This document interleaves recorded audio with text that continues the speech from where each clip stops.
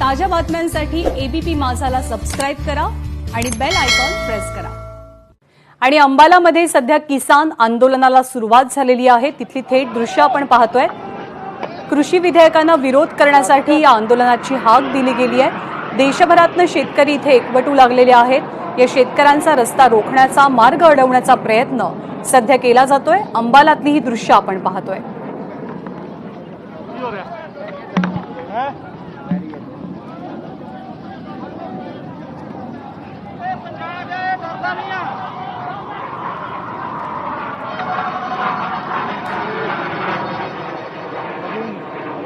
अंबालामध्ये water कॅननचा वापर करण्यात आलेला आहे। या सगळ्या शेतकऱ्यांना रोखण्याचा प्रयत्न केला जातोय। प्रशांत कदम आपल्याला अधिक माहिती देतील। प्रशांत, ज्ञानदास, संसदेमध्ये सरकारने जी 3 कृषी विधेयक मंजूर केलेली आहेत त्याच्या विरोधात पंजाब आणि हरियाणामधल्या शेतकऱ्यांचं हे दिल्ली चलो अशा पद्धतीचे एक मोठं आंदोलन आहे। आणि दिल्लीच्या आसपासच्या ज्या बॉर्डर आहेत, विशेषतः हरियाणा आणि पंजाबला लागून त्या सर्व ठिकाणाहून शेतकरी जे आहेत ते दिल्लीच्या दिशेने मार्च करतात आणि त्यांना त्याच ठिकाणी अडवण्याचा प्रयत्न जो आहे तो केला जातोय। विशेषतः हरियाणा सरकारने या संदर्भात खूप कडक धोरण जे आहे ते कालपासूनच अवलंबलेलं आहे।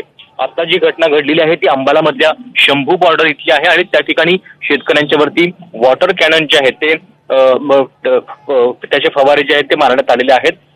खरं तर आता या ठिकाणी शेतकऱ्यांची संख्या थोडीशी तुलनेने कमी आहे, पण याच्यापेक्षा मोठ्या संख्येमध्ये शेतकरी जे आहेत ते वेगवेगळ्या ठिकाणी अजूनही आहेत आणि त्या सगळ्यांचं म्हणणं आहे की जोपर्यंत सरकार आमची बाजू ऐकत नाही तोपर्यंत आम्ही हटणार नाही। सामाजिक कार्यकर्ते योगेंद्र यादव हे देखील या सगळ्या आंदोलनामध्ये आहेत आणि त्यांच्या नेतृत्वाखाली हे आंदोलन सुरू आहे। प्रशांत, धन्यवाद या माहितीबद्दल।